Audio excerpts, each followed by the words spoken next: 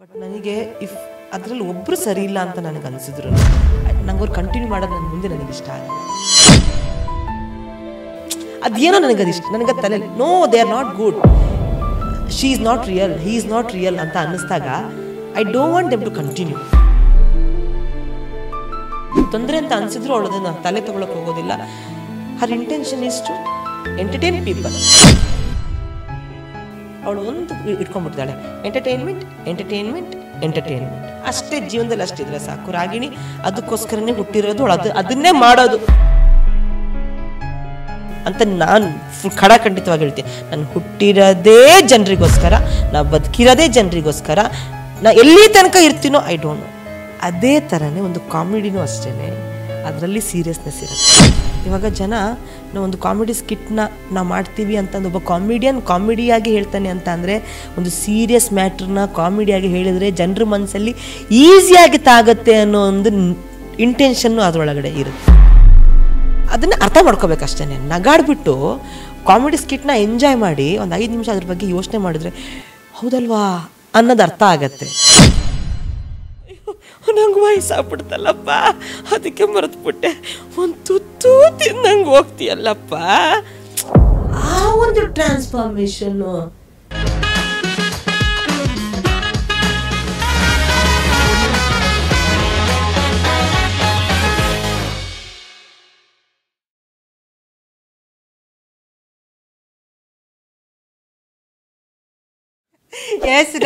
ಹೇಗಿದ್ದೀರಾ?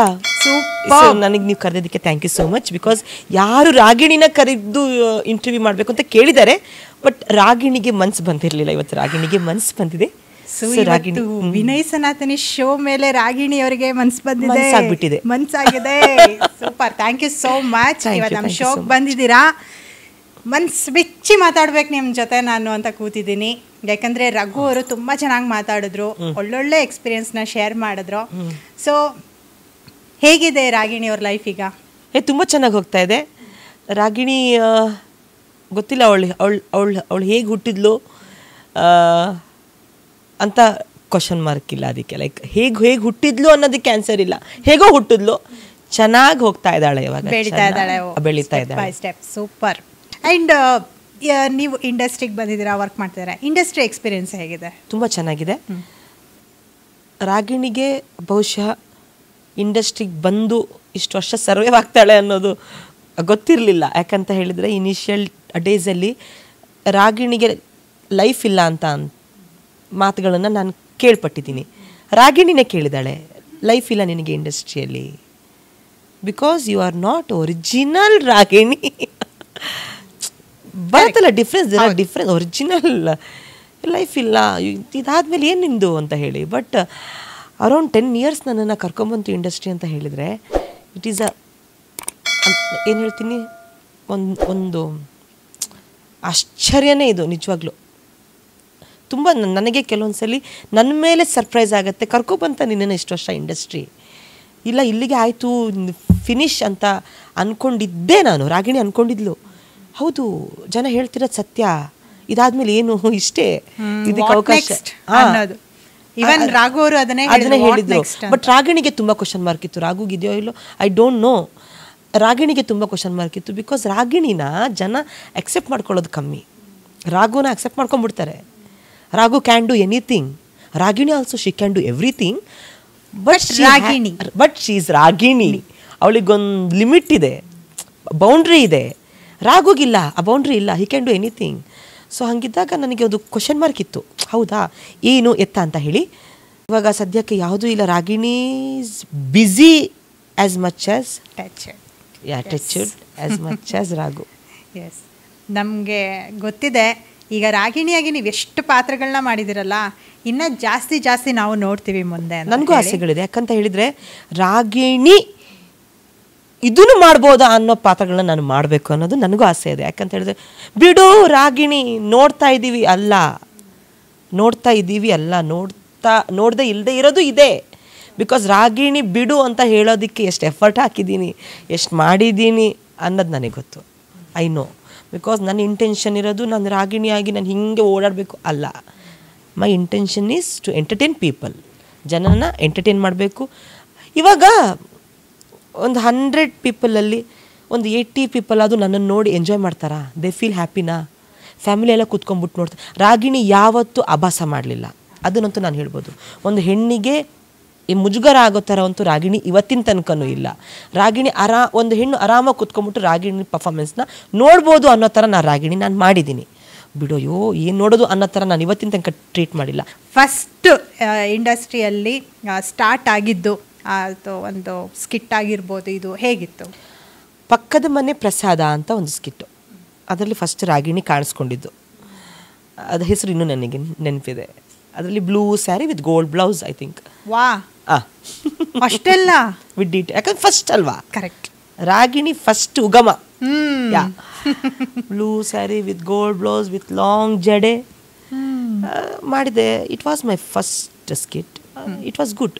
ಇದು ಯಾರ ಐಡಿಯಾ ಆ್ಯಕ್ಚುಲಿ ರಾಗಿಣಿ? ಅಂದರೆ ರಾಗಿಣಿ ಮಿಮಿಕ್ರಿ ಆಡಿಷನ್ನಲ್ಲಿ ಒಂದಿಷ್ಟು ಫಿಮೇಲ್ ಆರ್ಟಿಸ್ಟ್ಗಳದ್ದು ಮಿಮಿಕ್ರಿಯಿಂದ ಓಕೆ ಇವರಿಗೆ ಹುಡುಗಿ ಪಾತ್ರ ಹಾಕ್ಬಹುದು ಅಂತ ಅಂದ್ಕೊಂಡು ಅವರಾಯಿತು, ಸೆಲೆಕ್ಟ್ ಆಯಿತು. ಹುಡುಗಿ ಪಾತ್ರ ಹಾಕಿದ್ರು, ಅದು ತುಂಬ ಚೆನ್ನಾಗಾಯಿತು. ಸೊ ಏನಕ್ಕೆ ಇದನ್ನು ಕಂಟಿನ್ಯೂ ನಾವು ಮಾಡಬಾರ್ದು ಅಂತ ಹೇಳಿ ಕಂಟಿನ್ಯೂ ಆಯಿತು. ಅದೇ ಕಂಟಿನ್ಯೂ ಆಯಿತು. ಅವಾಗ ನಂಗೆ ಕ್ವಶನ್ ಅರೈಸ್ ಆಯಿತು, ರಾಗುಗೆ ಏನಕ್ಕೆ ತುಂಬ ರಾಗಿಣಿನ ಹೋಗ್ತಿದ್ದಾಳಲ್ಲ, ಯಾಕೆ ಇಲ್ಲಿ ರಾಗು ಆಗ್ತಾಯಿಲ್ಲ ಅಂತ. ಬಟ್ ಅದಕ್ಕೆಲ್ಲ ಒಂದು ಕಡೆ ಆನ್ಸರ್ ಸಿಕ್ತು, ಲೈಕ್ ಇಲ್ಲ ಯಾವುದರಲ್ಲಿ ನಾವು ಸೋಲ್ತೀವೋ ಅದರಲ್ಲೇ ಗೆಲ್ಲಬೇಕು ಅಂತ ಹೇಳಿ ಅಲ್ವಾ. ನಾವು ಯಾವ ಜಾಗದಲ್ಲಿ ಬಿದ್ದಿರ್ತೀವೋ ಅಲ್ಲೇ ನಾವು ಹೇಳಕ್ಕೆ ಕಲಿಯೋದು. ಒಂದು ಕಡೆ ಹತ್ತಬೇಕು, ನಾವು ಮೆಟ್ಲು ಹತ್ತಬೇಕು ಅಂತ ಹೇಳಿ 100 ಸ್ಟೆಪ್ಸ್ ಇರುತ್ತೆ ಅಂತ ಅಂದ್ಕೊಳ್ಳಿ. 95th ಸ್ಟೆಪ್ಪಿಂದ ನಾವು ಬಿದ್ವಿ ಅಂತ ಅಂದರೆ ಕಳ್ಕೊಂಬಿಡ್ತೀವಿ, ಆ ಜೋಶನ್ನ ಕಳ್ಕೊಂಬಿಡ್ತೀವಿ. ಇಷ್ಟು ಬಂದ್ವಿ ಬಿದ್ಬಿಟ್ವಲ್ಲ ಅಂತ. ಫಸ್ಟ್ 2 ಸ್ಟೆಪ್ಪಿಂದ ನಾವು ಬೀಳ್ತೀವಿ ಗೊತ್ತಾ, ಅಲ್ಲಿ ಕಲಿತೀವಿ. ಇಲ್ಲಿ ಬಿದ್ವಿ, ಮತ್ತೆ 4-5 ಸ್ಟೆಪ್ಪಿಂದ ನಾವು ಬೀಳ್ತೀವಿ. ಮತ್ತೆ ಇಲ್ಲೇ ನಾವು ಎಡುತ್ತಾ ಇದ್ದೀವಿ, ಹೆಂಗೆ ಸರಿ ಮಾಡಬೇಕು ಅಂತ. Again we started from the first. 95ನೇ ಸ್ಟೆಪ್ಪಲ್ಲಿ ನಾವು ಬಿದ್ದು ತಪ್ಪು ಮಾಡೋದಕ್ಕಿಂತ ಸ್ಟಾರ್ಟಿಂಗಲ್ಲೇ ಬಿದ್ದು ಕಲ್ತ್ಕೊಂಡು ಹೋಗೋದು ತುಂಬ ಚೆನ್ನಾಗಿರುತ್ತೆ. That I have learned. ರಾಗುನಾಗಿಂತ ರಾಗಿಣಿಂದು ಇದನ್ನು ಜಾಸ್ತಿ ಆಯಿತು ಹಿಂಗೆ ಅಂತ. ಬಟ್ ನನಗನ್ಸೋದು ಅದೆಷ್ಟು ಚೈನ್ ಲಿಂಕ್ ಇದೆ ನೋಡಿ. ರಾಗಿಣಿ ಒಳಗೆ ರಾಗು ಇರೋದು. ರಾಗಿಣಿ ಇವತ್ತು ಎಷ್ಟೇ ನಮಗೆ ಇಷ್ಟ ಆಗ್ತಾ ಇದ್ದಾರೆ, ಸಕ್ಸಸ್ಫುಲ್ ಜರ್ನಿ ನಡೆಸಿದ್ದಾರೆ ಅಂದರೆ ಅದು ಇಂಡೈರೆಕ್ಟ್ ಅಲ್ಲ, ಡೈರೆಕ್ಟ್ಲಿ ರಾಗುಯಿಂದಾನೆ. ಬಟ್ ಅದೇ ಏನು ಗೊತ್ತಾ, ರಾಗು ಎಷ್ಟೇ ಎಂಟರ್ಟೈನ್ ಮಾಡ್ಬೋದು, ರಾಗಿಣಿ ಎಷ್ಟೇ ಎಂಟರ್ಟೈನ್ ಮಾಡಬಹುದು. ಬಟ್ ತುಂಬ ಚೆನ್ನಾಗಿದೆ ನನ್ನ ಜೀವನ ಅಂತ ಅನಿಸತ್ತೆ. ಯಾರಿಗೋ ಒಬ್ಬರು ಯಾರೋ ಬೇಕು ಹೇಳ್ಕೊಳಕ್ಕೆ, ಯಾರೋ ಒಬ್ಬರು ಹೇಳ್ಕೊಳಕ್ಕೆ ಬೇಕು. ತುಂಬ ನಾನು ಯಾರಿಗೂ ಹೇಳ್ಕೊಳಕ್ಕಾಗದಿರೋ ಪೇನನ್ನು ರಾಗು ಹತ್ರ ಹೇಳ್ಕೊಬೋದು. ಅಂದರೆ ರಾಗಿಣಿಗೂ ಕೂಡ ಆ ಥರ ಸಿಚುವೇಶನ್ಸ್ ಬಂದಿರುತ್ತೆ. ರಾಗುನೂ ಕೂಡ ಯಾರಿಗೂ ಹೇಳ್ಕೊಳಕ್ಕಾಗದೇ ಇರೋದನ್ನು ರಾಗಿಣಿ ಹತ್ರ ಹೇಳ್ಕೊಬೋದು. ಒಂದು ಜೀವನದಲ್ಲಿ 2 ಜನ್ಮ ಕಳೆಯೋದಿದೆಯಲ್ಲ, it is really a different thing. ಪ್ರತಿಯೊಬ್ಬರು ಹುಡುಕಿ ನಿಮ್ಮಲ್ಲಿ ಇನ್ನೊಂದು ವ್ಯಕ್ತಿ ಇದ್ದೇ ಇರ್ತಾರೆ. ನೀವು ಅವ್ರ ಹತ್ರ ನೀವು ಮಾತಾಡಿ, ಅವ್ರದ್ದು ಏನು ಕಷ್ಟ ಅಂತ ನೀವು ಕೇಳಿ. ನಿಮ್ಮ ಕಷ್ಟನೇ ನಿಮಗೆ ಅರ್ಥ ಮಾಡ್ಕೊಳಕ್ಕಾಗಿಲ್ಲ ಅಂತ ಅಂದರೆ ಇನ್ನೊಬ್ರದ್ದು ನಿಮಗೆ ಅರ್ಥ ಮಾಡಿಸೋದು ಹೆಂಗೆ? ಸೊ ಕರೆಕ್ಟ್, ಸಿಂಪಲ್ ಆಗಿದೆ ಲೈಫ್, ತುಂಬ ಸಿಂಪಲ್ ಆಗಿದೆ. ನಾವು ಅದನ್ನು ಕಾಂಪ್ಲಿಕೇಟ್ ಮಾಡ್ಕೊಳ್ತಾ ಇದ್ದೀವಿ. ಅವಶ್ಯಕತೆ ಇಲ್ಲ, ಈಸಿಯಾಗಿ ತಗೊಂಡು ನಂಗೆ ರಾಗು ಹೇಳ್ಕೊಟ್ಟಿದ್ದಾನೆ, ಪಾಸಿಟಿವ್ ಆಗಿರು ರಾಗಿಣಿ, ಆರಾಮಾಗಿರು ಅಂತ. ಇವನ್ ಈಗ ಅವ್ರ ಸ್ಮೈಲಿಂದ ಆಗಿರ್ಬೋದು, ಮಾತಾಡೋ ರೀತಿಯಿಂದ ಆಗಿರ್ಬೋದು, ನಮಗೂ ಅದೇ ಅನಿಸ್ತಾ ಇರೋದು. ಅವ್ರು ಎಷ್ಟು ಪಾಸಿಟಿವ್ ಆಗಿದ್ದಾರೆ, ಅಷ್ಟೇ ಎನರ್ಜೆಟಿಕ್ ಆಗಿ ಫುಲ್ ಟಕ್ ಟಕ್ ಟಕ್ ಅಂತ ಹೇಳಿ. ಓಕೆ, ನಿಮಗೆ ತುಂಬ ಇಷ್ಟ ಆಗೋ ಗುಣ ಯಾವುದು ರಾಘುವಲ್ಲಿ? ಹೀ ಸ್ವೀಟ್. ಅವ್ರು ಸ್ವೀಟ್ ಇದ್ದಾರೆ. ಆ್ಯಂಡ್ ಏನು ಗೊತ್ತಾ, ತುಂಬ ಇಷ್ಟ ಆಗೋದು ರಾಗಿಣಿಯಾಗಿ ಹೇಳ್ತೀನಿ ನಾನು ಏನು ತುಂಬ ಇಷ್ಟ ಆಗುತ್ತೆ ಅಂತ. ಹೀ ರೆಸ್ಪೆಕ್ಟ್ ವಿಮೆನ್. ಬಿಕಾಸ್ ಅವನಲ್ಲಿ ಆ ರಾಗಿಣಿ ಇರಲಿಲ್ಲ ಅಂತಿದ್ರೆ ಮೋಸ್ಟ್ಲಿ ಆ ಭಾವನೆಗಳು ಅವನಲ್ಲಿ ಇರ್ತಿರ್ಲಿಲ್ಲ ಅಂತ ಅನ್ಸುತ್ತೆ. ಇನ್ನು ರಾಗಿಣಿಗೆ ಏನು ಕಷ್ಟ ಇದೆ ಅಂತ ಅವನಿಗೆ ಗೊತ್ತಿರೋದ್ರಿಂದ ಹೆಣ್ಮಕ್ಳಿಗೆ ಏನು ಕಷ್ಟ ಇದೆ ಅಂತ ರಾಗುಗೆ ತುಂಬ ಚೆನ್ನಾಗಿ ಅರ್ಥ ಆಗಿದೆ. ಎಸ್.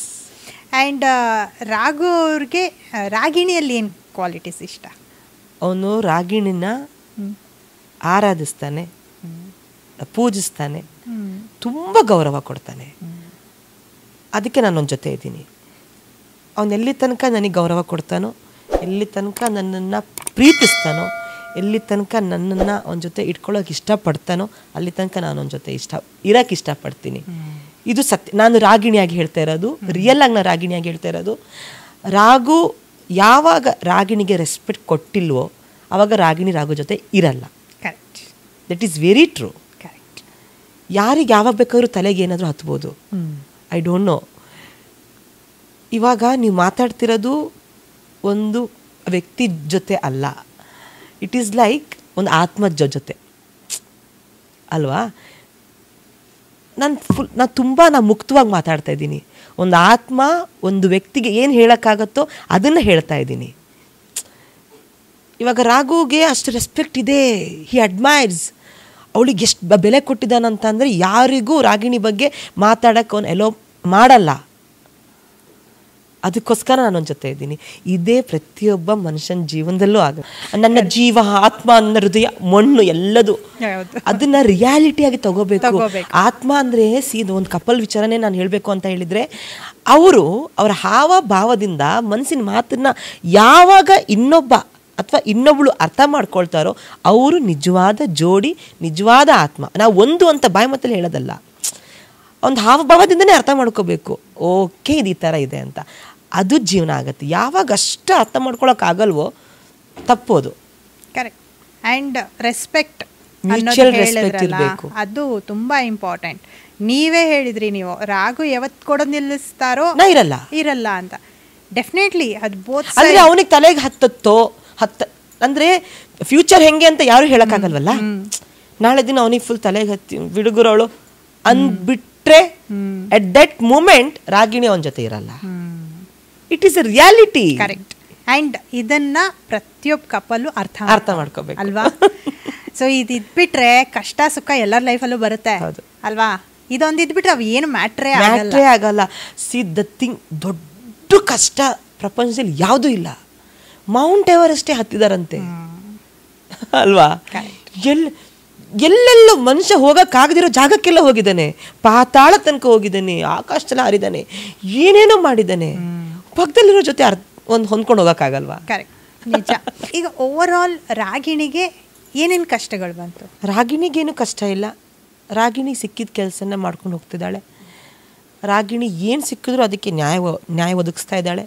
ರಾಗಿಣಿಯಿಂದ ಯಾವುದೇ ಮೋಸ ಆಗ್ತಾ ಇಲ್ಲ, ಯಾರಿಗೂ ಅನ್ಯಾಯ ಆಗ್ತಾ ಇಲ್ಲ. ರಾಗು ಏನೋ ರೊಚ್ಚಿಗೆದ್ದು ಸಿಟ್ಟು ಬಂದು ಯಾರಿಗೂ ಒಂದು ಮಾತು ಅಂದ್ಬಿಡ್ಬೋದು. ರಾಗಿಣಿ ಯಾವತ್ತೂ ಯಾರಿಗೂ ಒಂದು ಮಾತು ಅಂದಿಲ್ಲ, ಅನ್ನೋಳು ಅಲ್ಲ, ಅನ್ನೋದೂ ಇಲ್ಲ. ಯಾಕಂದರೆ ಅವಳು ರಾಗಿಣಿ, ಓಕೆನಾ. ಆ್ಯಂಡ್ ಮೋಸ್ಟ್ಲಿ ರಾಗಿಣಿಯಿಂದ ರಾಗುಗೆ ಹರ್ಟ್ ಆಗಿರ್ಬೋದು. ಯಾಕಂತ ಹೇಳಿದರೆ, ಏನು ನಿನ್ನ ಜೊತೆ ಯಾವಾಗಲೂ ಅವಳು ಇರ್ತಾಳೆ ಇನ್ನು ಅನ್ನೋದನ್ನು ನೀವು ಕನ್ವರ್ಟ್ ಮಾಡ್ಕೊಳ್ಳಿ. ನೀವು ಅದನ್ನು ಬೇರೆ ರೀತಿ ಅರ್ಥ ಮಾಡ್ಕೊಳ್ಳಿ. ಏನು ಇವಳು ಯಾವಾಗಲೂ ನಿನ್ನ ಜೊತೆ ಇರ್ತಾಳೆ, ನೀನೊಬ್ಬನೇ ಇರು. ಹೆಂಗಿದೆ ಇದು? ನೀನೊಬ್ಬನೇ ಇರು. ನಿಂಗೆ ಯಾಕೆ ಅವಳು ಯಾವಾಗಲೂ ಯಾಕೆ ಬೇಕಾ ನಿನ್ಗಳು? ಸಾಕು. ಹೇಗೆ ಹೇಳ್ತೀರಾ ನೀವು? ಹೇಗೆ ಡಿಸೈಡ್ ಹೇಗೆ ಮಾಡ್ತೀರಾ ಸಾಕು ಅಂತ ಅಲ್ವಾ? ಇಷ್ಟು ವರ್ಷ ಇದ್ದಾಳೆ, ಇಷ್ಟು ವರ್ಷ. ರಾಗು ಇವತ್ತು ರಾಗು ಅಂತ ಕಾಣಿಸ್ಕೊಳ್ಳೋದಕ್ಕೆ ರಾಗಿಣಿನೂ ಕಾರಣ ಆಗಿದ್ದಾಗ ಅಷ್ಟು ಈಸಿಯಾಗಿ ಹೇಗೆ ರಾಗಿಣಿನ ಬಿಟ್ಕೊಟ್ಬಿಡ್ತಾನೆ ಅಲ್ವಾ? ಇನ್ನೂ ಎಷ್ಟು ವರ್ಷ? ರಾಗು ಇರೋ ತನಕ ರಾಗಿಣಿ ಇರ್ತಾಳೆ ಅವನ ಜೊತೆ, ಇರೋಕ್ಕೆ ಅವಕಾಶ ಇದೆ. ರಾಗುಗೆ ಏನು ಸಮಸ್ಯೆ ಇಲ್ಲ. ಬಟ್ ಅದು ಒಂದು ಕಡೆ ರಾಗುಗೆ ಹರ್ಟ್ ಆಗಿರಬಹುದಾ, ಹೌದಾ ಅಂತ ಅನಿಸಿರಬಹುದಾ ಅನ್ನೋದು ನನ್ನ ಭಾವನೆ, ರಾಗಿಣಿ ಭಾವನೆ ಅದು. ಓಕೆ. ಬಟ್ ಹರ್ಟ್ ಆಗ್ಲಿಕ್ಕಿರ್ಲಿಲ್ಲ, ಯಾಕಂದ್ರೆ ಆಗಿದ್ರೆ ನೀವು ಹೇಳೋ ಥರ ನಾ ಇರ್ತಿರ್ಲಿಲ್ಲ, ಇಷ್ಟು ದಿನ ಜರ್ನಿ ಆಗ್ತಾ. Yes yes yes. ಹೇಳಿದ್ರೆ ನಿಮ್ಮ ಹತ್ರ ಸ್ಯಾರಿ ಕಲೆಕ್ಷನ್ಸ್ ನಮ್ಮ ಅಮ್ಮನ ಹತ್ರ ಇರೋದೆಲ್ಲ ನಂದೆ. ನಮ್ಮ ಹತ್ರ ಇರೋದೆಲ್ಲ ನಂದೇನೆ. I have so many saris. ಅದು ಹೇಳಿದಲ್ಲ ಅವಾಗ, I prefer like Carnatic style saris ತುಂಬ ಇದೆ. ಸ್ಯಾರೀಸ್ ಜಾಸ್ತಿ ಇದೆ. ಅಮ್ಮ ಏನು ಮಾಡ್ತಾರೆ ಅಂದರೆ, ತುಂಬ ಚೆನ್ನಾಗಿರೋ ಸೀರೆ ಅಮ್ಮ ತಗೊಂಡ್ರೆ ಫಸ್ಟ್ ರಾಗಿಣಿ ಹಾಕ್ಕೊಳ್ಳಿ ಅಂತ ಎತ್ತಿಟ್ಬಿಡ್ತಾರೆ ಆ ಥರ. ಬಟ್ ನಾನು ಹಾಕೊಂಡು ಮತ್ತು ಅಮ್ಮಂಗೆ ಕೊಡ್ತೀನಿ, ಒಂದ್ಸಲ ಹಾಕೊಂಡು ಅಮ್ಮಂಗೆ ಕೊಡ್ತೀನಿ. ಯಾಕಂದರೆ ರಾಗಿಣಿ ಹಾಕಿದ್ದೇ ಹಾಕ್ಕೊಂಡ್ರೆ ಜನ ಏನು ಅದರಲ್ಲೂ ಇದೆ ಹಾಕೊಂಡ್ರೆ ಅಂತ ಅನ್ನಲ್ವಾ. ಓ ಈಗ ಹೆಣ್ಮಕ್ಳು ಅಂದ ತಕ್ಷಣ ಮಂತ್ಲಿ ಮೇಂಟೆನೆನ್ಸ್ ಇರುತ್ತೆ ನಮಗೆ. ನಮ್ಮ ಬ್ಯೂಟಿ ಪಾರ್ಲರ್ ಆಗಿರ್ಬೋದು, ನಂಗೆ ಡೈಲಿ ಮೇಂಟೆನೆನ್ಸು. ಹೆಣ್ಮಕ್ಳಿಗೆ ಮಂತ್ಲಿ ಮೇಂಟೆನೆನ್ಸು, ನನಗೆ ಡೈಲಿ. ನನಗೆ ಇವಾಗ ಅವರ್ಸ್ ಲೆಕ್ಕದಲ್ಲಿ ಮೇಂಟೆನೆನ್ಸ್ ಸ್ಟಾರ್ಟ್ ಆಗಿ ಹೋಗ್ಬಿಟ್ಟಿದೆ. ಅಂದರೆ ಬಿಕಾಸ್ ಹೆಣ್ಮಕ್ಳು ತಿಂಗಳಿಗೆ ಒಂದ್ಸಲಿ ಬ್ಯೂಟಿ ಪಾರ್ಲರಿಗೆ ಹೋದ್ರೆ ನಡೆಯುತ್ತೆ, ನಾನು ದಿನದಲ್ಲಿ ಒಂದ್ಸಲಿ ಪಾರ್ಲರಿಗೆ ಹೋಗ್ಲೇಬೇಕು. ಅಂದಾಜು ಎಷ್ಟು ಖರ್ಚು ಬರ್ಬೋದು ನಿಮಗೆ? ಅದಕ್ಕೆ ಖರ್ಚು ಹೋಗುತ್ತೆ ನನಗೆ. ಸೀರಿಯಸ್ಲಿ ಎಲ್ಲರೂ ಅನ್ಕೊಳ್ಳೋದು ಆರ್ಟಿಸ್ಟ್ ಅಂದ ತಕ್ಷಣ ಬೇಜಾನ್ ದುಡ್ಡು ಸೇವ್ ಮಾಡ್ತಾರೆ ಹಾಗೆ ಹೀಗೆ ಅಂತ. ನನಗೆ ಎಲ್ಲೋ ಒಂದು ಕಡೆ ಇವೆಂಟಿಗೆ ನನಗೆ ಕರೆದಾಗ ನಾನು ಪೇಮೆಂಟ್ ಹೇಳಿದಾಗ ಅಷ್ಟ ಅಂತ ಹೇಳ್ತಾರೆ. ಫಸ್ಟ್ ಆಫ್ ಆಲ್ ನಾನು ಹುಡುಗಿ ಗೆಟಪ್ಪಲ್ಲೇ ಅವ್ರಿಗೆ ನನಗೆ ಕೇಳೋದಲ್ವಾ, ಅದ್ರ ಹಿಂದೆ ತುಂಬ ಖರ್ಚಿರುತ್ತೆ. ನಾನು ಸ್ಯಾರೀಸ್ಗಳನ್ನ ರಿಪೀಟ್ ಮಾಡಬಾರ್ದು, ಚೆನ್ನಾಗಿ ಕಾಣಿಸ್ಬೇಕು ಅಲ್ಲಿ. ಆ್ಯಂಡ್ ಮೋರ್ ಓವರ್ ಜ್ಯುವೆಲ್ಸಿಗೆ ನಾನು ಇನ್ವೆಸ್ಟ್ ಮಾಡಲೇಬೇಕು ಆಯಿತಾ. ಅದು ಬಿಟ್ಟರೆ ನಾನು ಹೊರತುಪಡಿಸಿ ಸಿಕ್ಕಾಪಟ್ಟೆ ಖರ್ಚುಗಳಿರುತ್ತೆ.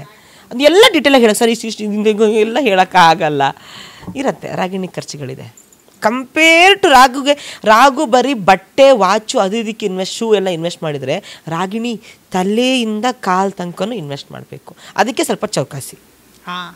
ನೋಡಿ ಅದೇ ಹೇಳೋದು, ಹೆಣ್ಮಕ್ಳು ಏನಕ್ಕೆ ಚೌಕಾಸಿ ಅಂತ ಕೇಳ್ತಾರೆ ಗೊತ್ತಾ?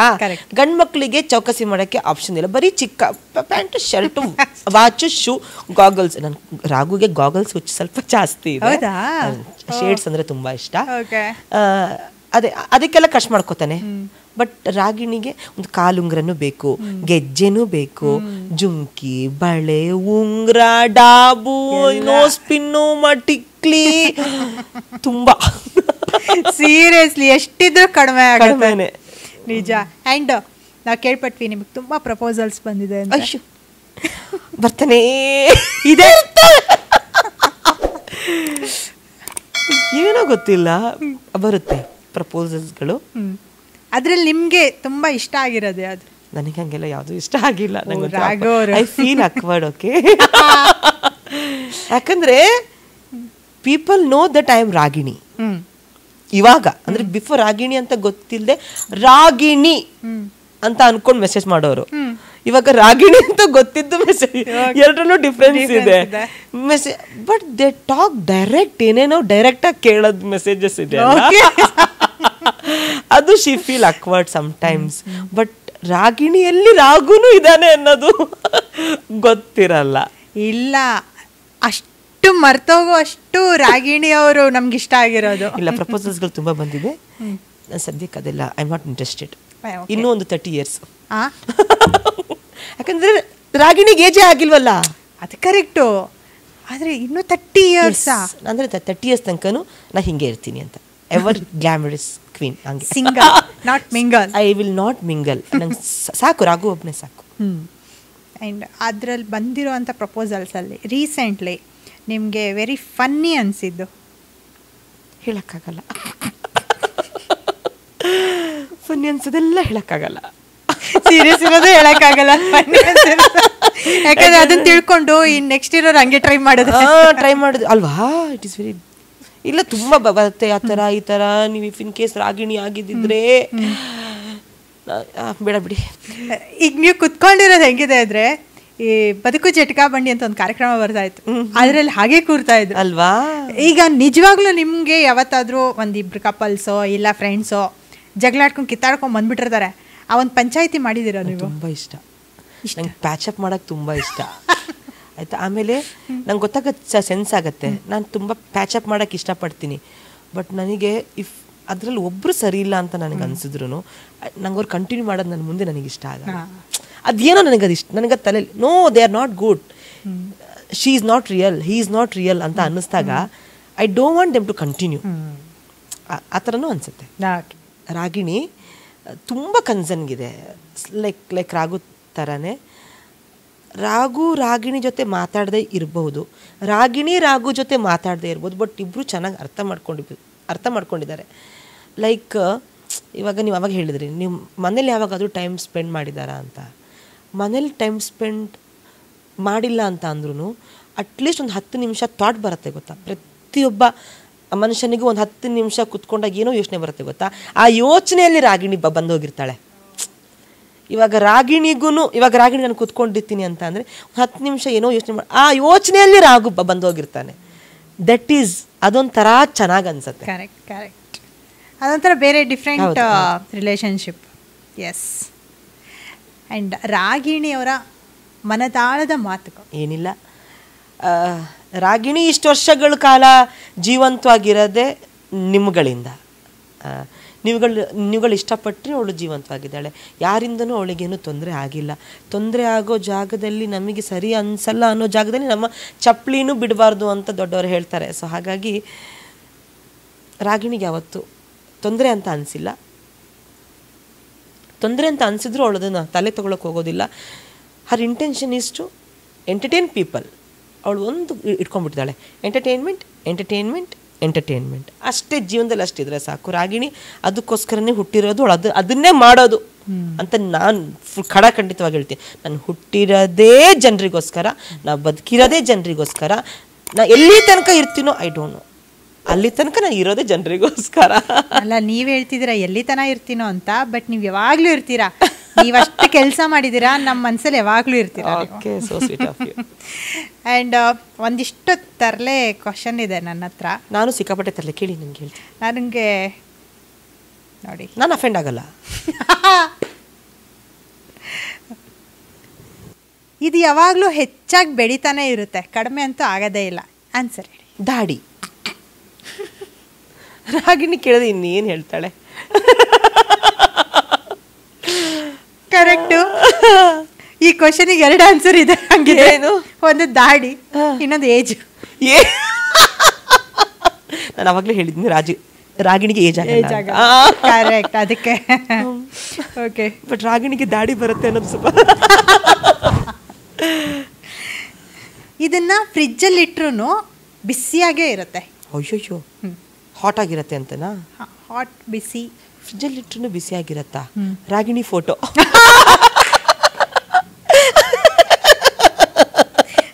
ಹುಡುಗರು ಕರೆಕ್ಟ್. ರಾಗಿಣಿ ಅಂದ್ರೆ ಶೀಸ್ ಎವರ್ ಹಾಟ್ ಅಲ್ವಾ? ಫ್ರಿಜ್ಜಲ್ಲಿ ಇಟ್ಟರು ಹಾಟ್ ಆಗೇ ಇರ್ಬೋದು. ನೀವೇನು ಅನ್ಕೊಂಡು ಏನಿತ್ತು ಅದಕ್ಕೆ ಆನ್ಸರು? ಗರಂ ಮಸಾಲೆ. ಗರಂ. ಓಕೆ, ಈಗ ಇನ್ನೊಂದಿದೆ ಅದಕ್ಕೆ. ಏನು? ಬಿಸಿಬೇಳೆ ಬಾತ್. ಅದ್ರ ಬಿಸಿ ಆಗಿರುತ್ತೆ. ಕರೆಕ್ಟ್. ನೋಡಿ, ಇವತ್ತು ನಮ್ಮ ಶೋ ಅಲ್ಲಿ ಒಂದು ಪ್ರಶ್ನೆಗೆ ಹಲವಾರು ಉತ್ತರಗಳು. ಈಗ ರಾಘು ಅವರು ನಿಮ್ಮ ಬಗ್ಗೆ ಹೇಳಿದ್ರು. ನೀವು ರಾಘು ಅವ್ರಿಗೆ ಏನು ವಿಶ್ ಮಾಡಕ್ಕೆ ಇಷ್ಟಪಡ್ತೀರಾ? ಒಳ್ಳೇದಾಗಲಿ, ನೀನು ಅಂದ್ಕೊಂಡಿರೋ ಪಾತ್ರಗಳು ನಿನಗೆ ಸಿಗಲಿ, ಚೆನ್ನಾಗಿದ್ದಾರೆ, ಎಲ್ಲರೂ ಜೊತೆನೂ ಚೆನ್ನಾಗಿರು, ಖುಷಿಯಾಗಿರು, ಆರಾಮಾಗಿರು, ಕಾಮ್ ಡೌನ್. ಏನೋ ಆಲ್ರೆಡಿ ಕೂಲ್ ಅಲ್ಲ, ಹೀಸ್ ಕೂಲ್, ಬಟ್ ಒಂದು ಸ್ವಲ್ಪ ಇದ್ದಾನೆ, ಒಂದು ಸ್ವಲ್ಪ ರ್ಯಾಶ್ ಇದ್ದಾನೆ. I know. Calm down. Situation ಅಂದರೆ he can manage every situation. All the best. ನಿನ್ನ ಫ್ಯೂಚರ್ ಉಜ್ವಲವಾಗಿರಲಿ, ಸೂಪರ್ಬ್ ಆಗಿರಲಿ. ಯಾವಾಗ ಹಿಂದೆ ಹೇಳ್ತಾರೆ ಗೊತ್ತಾ, ದೇವಿ ಬಂದ್ಬಿಟ್ಟು ನೆನೆಸ್ಕೊಂಡಾಗ ನಾ ಬರ್ತೀನಿ ಅಂತ. ನಾನು ರಾಘು ಹೇಳಕ್ಕೆ ಇಷ್ಟಪಡ್ತೀನಿ. ನೆನೆಸ್ಕೊಂಡಾಗ ನಾ ಇದ್ದೇ ಇರ್ತೀನಿ ನಿನ್ನ ಜೊತೆ ಅಂತ ಹೇಳಿ. ಆ್ಯಂಡ್ ನೀವು ಮಾತಾಡುವಾಗ್ಲೂ ನನಗೂ ಅನಿಸಿದ್ದು, ನೀವಿಬ್ಬರು ತುಂಬ ಚೆನ್ನಾಗಿ ಅರ್ಥ ಮಾಡ್ಕೊಂಡಿದ್ದೀರಾ. ಆ್ಯಂಡ್ ಎಸ್ಪೆಷಲಿ ನೀವು ರಾಗಿಣಿಯಾಗಿ ಹೆಣ್ಮಕ್ಳಿಗೆ ತುಂಬ ವಿಷಯನ ಮುಟ್ಟಿಸ್ತಿದ್ದೀರಾ, ಡೈರೆಕ್ಟ್ಲಿ ಇಂಡೈರೆಕ್ಟ್ಲಿ. ನಿಜವಾಗ್ಲೂ ಎಲ್ಲ ರೀತಿಯಲ್ಲೂ ಕೂಡ. ಆ್ಯಂಡ್ ರಾಘು ಅವರು ಕೂಡ ಹೆಣ್ಮಕ್ಳಿಗೆ ಎಷ್ಟು ಗೌರವ ಕೊಡ್ತಾ ಇದ್ದಾರೆ, ಅದಕ್ಕೆ ಕೊಡೋದಕ್ಕೆ ಕಾರಣ ಏನೋ ಅದನ್ನೂ ಹೇಳಿದ್ರೆ. ಆ್ಯಂಡ್ ಓವರ್ ಆಲ್ ಒಂದು ಮೀನಿಂಗ್ಫುಲ್ ಆಗಿತ್ತು ಕಂಪ್ಲೀಟ್ ಇಬ್ಬರು ಕಾನ್ವರ್ಸೇಷನ್ನು. ಎಲ್ಲರೂ ತಮಾಷೆಯಾಗಿ ನೋಡ್ತಾರೆ, ಬಟ್ ತಮಾಷೆ ಹಿಂದೆ ಒಂದು ಸೀರಿಯಸ್ನೆಸ್ ಇದೆ ಅನ್ನೋದು ಇದೆ. ಇವಾಗ ನಾವು ಎಷ್ಟೋ ಸಿಚುವೇಶನ್ಗಳು ಇವಾಗ ಅಳ್ತೀವಿ, ಏನೋ ಒಂದು ಇನ್ಸಿಡೆಂಟ್ ಆಗಿರುತ್ತೆ, ಎದ್ದೇ ಭಯಪಡ್ಕೊಂಡು ಹತ್ಬಿಟ್ಟಿರ್ತೀವಿ. ಆಫ್ಟರ್ ಸಮ್ ಟೈಮ್ ಅದು ನಮಗೆ ಕಾಮಿಡಿ ಆಗಿಬಿಡುತ್ತೆ. ಎಲ್ಲರ ಲೈಫಲ್ಲೂ ಅದಾಗತ್ತೆ. ಒಂದು ಸೀರಿಯಸ್ ಸಿಚುಯೇಷನ್ ನಮಗೆ ಅದು ಕಾಮಿಡಿ ಆಗಿ ಕಾಣಿಸುತ್ತೆ. ಅದೇ ಥರನೇ ಒಂದು ಕಾಮಿಡಿನೂ ಅಷ್ಟೇ, ಅದರಲ್ಲಿ ಸೀರಿಯಸ್ನೆಸ್ ಇರುತ್ತೆ.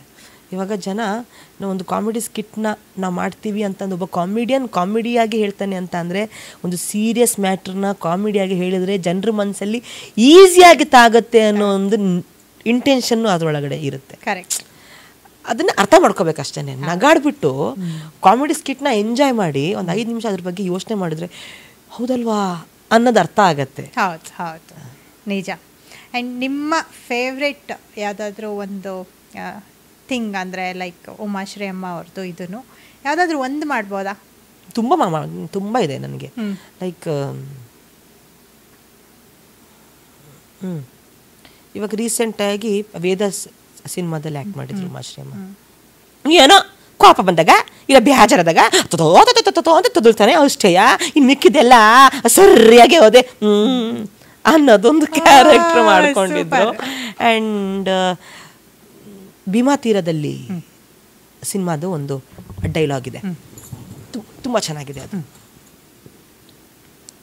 ಹೌದು ಹೌದು, ನನ್ನ ಮಗ ಈ ಊರಿಗೆ ಹುಟ್ಟಿದವನು, ಊರಿನ ಸಲುವಾಗಿಯೇ ಹುಟ್ಟಿದವನು. ಊರಿನ ಜನ ನಿನ್ನ ಚಡವ ತೂರ್ತಿದ್ರು, ಅದು ನಿಂತಿದ್ದು ಚಂದಪ್ಪ ನನ್ನ ಮಗ ನಿನ್ನ ಬೆನ್ನಿಗೆ ನಿಂತಿದ್ದ ಅಂತ. ಲೇ ಗೌಡ, ನೀ ಎಲೆಕ್ಷನ್ಗೆ ನಿಂತಿದ್ದು ಮಂತ್ರಿ ಆಗಿದ್ದು ನಿನ್ನ ಮಸಡಿಗೆ ಸಿಕ್ಕ ಕಿಮ್ಮತ್ತಿಂದಲ್ಲೋ, ನನ್ನ ಮಗನ ಮಾತಿಗೆ ಸಿಕ್ಕ ಕಿಮ್ಮತ್ತು. ನನ್ನ ಮಗ ಹಂತಕ ಅಲ್ಲ, ಬಡವರು ಸೇವೆ ಮಾಡ್ತೀನಿ ಅಂತ ನಂಬಿಸಿ ಮೋಸ ಮಾಡ್ತಿರೋ ಈ ಭೀಮಾ ತೀರದ ಭೀಮಾ ನನ್ನ ಮಗ.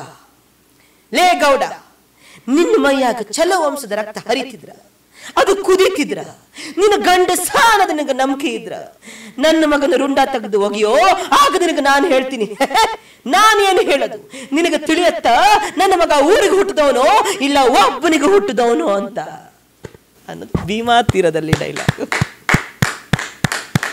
ಸೀರಿಯಸ್ಲಿ ಇದೇ ತರದ ಉತ್ತರ ಕರ್ನಾಟಕದ ಅವರು ಸಂಗೊಳ್ಳಿ ರಾಯಣ್ಣದಲ್ಲಿ ಮಾಡಿದ್ರೆ. ಕುತ್ತಿಗೆಗೆ ಹಗ್ಗ ಬೀಳೋ ಹೊತ್ತಿನ್ಯಾಗು ಎದೆ ನಡಗದ ಹಾಗೆ ನಿಂತಿರು ಈ ನಿನ್ನ ಗುಂಡುಗಿ, ಎಂತ ಗುಂಡುಗಿನೋ ಯಪ್ಪ, ನಿನ್ನಂತವನ್ನ ಹೆಂಗ ಗಲ್ಲಿಗೆ ಹಾಕುತ್ತಾರೋ ರಾಯ, ಹೆಂಗ ಗಲ್ಲಿಗೆ ಹಾಕುತ್ತಾರೋ. ಇದು ಸಂಗೊಳ್ಳಿ ರಾಯಣ್ಣದಲ್ಲಿ ಅವರು ಗಲ್ಲಿಗೆ ಇರುವ ಸಂದರ್ಭದಲ್ಲಿ ಹೇಳಿರುವಂಥ ಡೈಲಾಗ್. ಈ ಥರ ಅವ್ರನ್ನ ಐ ಅಡ್ಮೈರ್ ಹರ್.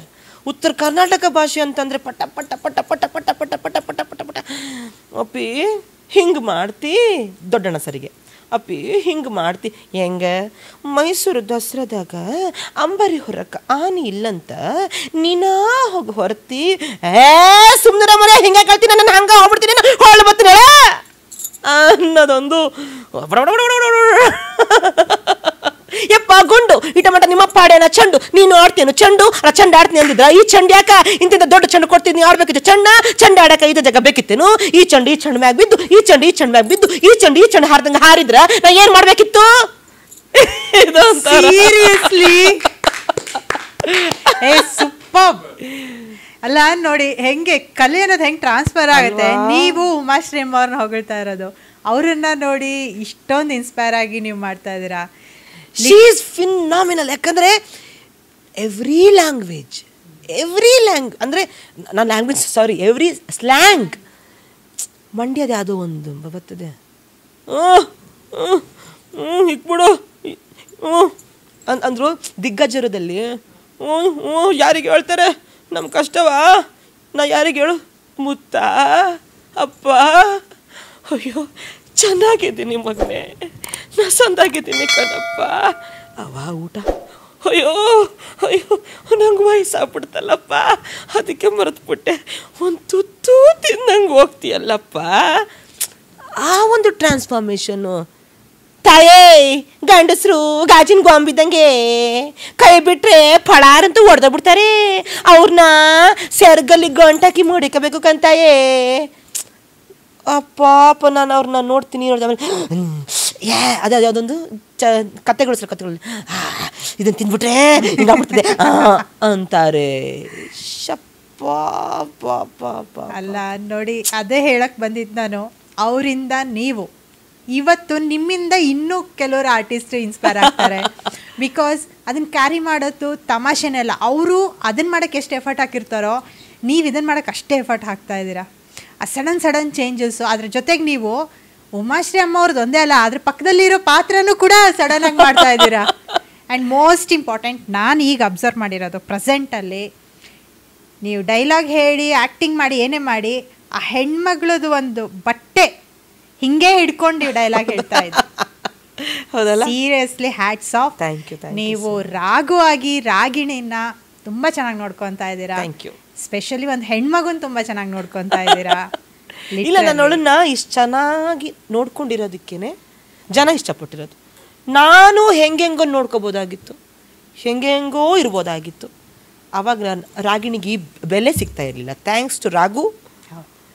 ನಾನು ಥ್ಯಾಂಕ್ಸ್ ಹೇಳೋಕ್ಕೆ ಇಷ್ಟಪಡ್ತೀನಿ ಯಾರಿಗೆ, ರಾಘುಗೆ. ಯಾಕಂದರೆ ಅವ್ನು ನನಗೆ ಎಷ್ಟು ಚೆನ್ನಾಗಿ ಟ್ರೀಟ್ ಮಾಡಿದ್ದಾನೆ, ಇಷ್ಟು ಚೆನ್ನಾಗಿ ಅವನೊಬ್ಬ ಹುಡುಗ ಆಗಿ ನನ್ನನ್ನು ನನ್ನ ಥರ ಇರೋಕ್ಕೆ ಬಿಟ್ಟಿದ್ದಾನೆ. ನನ್ನನ್ನು ಅವನ ಥರನೂ ಬಿಟ್ಕೋಬೋದಾಗಿತ್ತು ಅವನು. ರಾಗಿಣಿ ಥರನೇ ಇಡಕ್ಕೆ ಬಿಟ್ಟಿರೋದಕ್ಕೆ ರಾಘವೇಂದ್ರಂಗೆ ಥ್ಯಾಂಕ್ಸ್. ನಿಮ್ಮಿಬ್ರಿಗೂ ಥ್ಯಾಂಕ್ಸ್. ಇವತ್ತು ನಮ್ಮ ವಿನಯ್ ಸನಾತನಿ ಶೋಗೆ ಬಂದ್ರಿ, ಲಿಟ್ರಲಿ ತುಂಬ ಒಳ್ಳೆ ವಿಷಯಗಳನ್ನ ಶೇರ್ ಮಾಡಿದ್ರಿ ಆ್ಯಂಡ್ ನಮ್ಮನ್ನ ಎಂಟರ್ಟೈನ್ ಮಾಡಿದ್ರಿ ಇಲ್ಲೂ ಕೂಡ. So much. ಆ್ಯಂಡ್ ಈ ಒಂದು ನಿಮ್ಮ ಜರ್ನಿ ಹೀಗೆ ಸುಖಕರವಾಗಿ ಆರಾಮ್ಸೆ ಸಾಗಲಿ. ಮತ್ತೆ ಬೇಗ ಸಿಗೋಣ, ಖಂಡಿತ ಸಿಗೋಣ. ನನಗೂ ತುಂಬಾ ಸಂತೋಷ ಆಯಿತು. ವಿನಯ್ ಸನಾತನಿ ಶೋ ತುಂಬ ಚೆನ್ನಾಗಿ ಹೋಗ್ತಾ ಇದೆ. ತುಂಬ ದಿಗ್ಗಜರನ್ನು ಕರೆಸ್ಬಿಟ್ಟು ಈ ಒಂದು ಶೋ ನೀವು ಮಾಡ್ತಾ ಇದ್ದೀರಾ. ನಿಮಗೂ ಒಳ್ಳೆಯದಾಗಲಿ. ಇಷ್ಟೇ ಅಲ್ಲ, ಇನ್ನೂ ಫುಲ್ ಇದು ಎಷ್ಟು ಸಾವಿರಾರು ಸಂಚಿಕೆಗಳಾಗಲಿ, ಇದರಲ್ಲಿ ನೀವು ತುಂಬ ದೊಡ್ಡ ಸಾಧನೆ ಮಾಡೋ ಹಾಗೆ ಆಗಲಿ. ನಿಮಗೂ ಒಳ್ಳೆಯದಾಗಲಿ. Thank you so much. ರಾಗಿಣಿನ ಫಸ್ಟ್ ಟೈಮ್ ಕರೆಸಿದ್ದಕ್ಕೆ ಥ್ಯಾಂಕ್ ಯು. ಇಲ್ಲ, ಥ್ಯಾಂಕ್ಸ್. ನೀವು ನಮ್ಮ ಶೋಗೆ ರಾಗಿಣಿಯವ್ರು ಬಂದರು, ಇವತ್ತು ಚೆನ್ನಾಗಿ ಮಾತಾಡಿದ್ರು. ಆ್ಯಂಡ್ ರಾಘು ಅವ್ರ ಬಗ್ಗೆನೂ ಸುಮಾರು ವಿಷಯ ತಿಳ್ಕೊಂಡ್ವಿ, ರಾಗಿಣಿಯವ್ರ ಬಗ್ಗೆನೂ ಸುಮಾರು ವಿಷಯ ತಿಳ್ಕೊಂಡ್ವಿ. Thank you so much. Thank you so much. ನಮಸ್ತೆ.